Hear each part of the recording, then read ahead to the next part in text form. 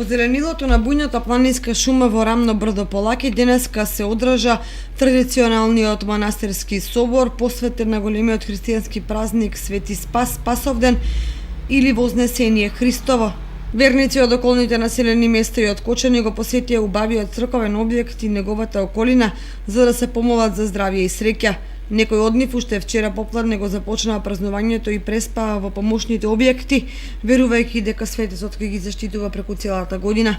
Денеска славењето заврши со манастирски ручек за здравје, а на широчинката се игра традиционални ора. Членовите на црковниот одбор на продажба ги понудија многобројните подароци кои верниците и ги приложија на црквата во чест на празнувањето на светецот.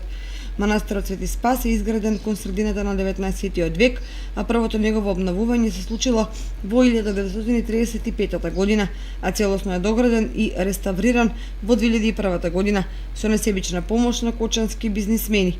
Практично новата зграда е изградена врз темелите на стариот манастир кој во минатото собирал голем број на верници.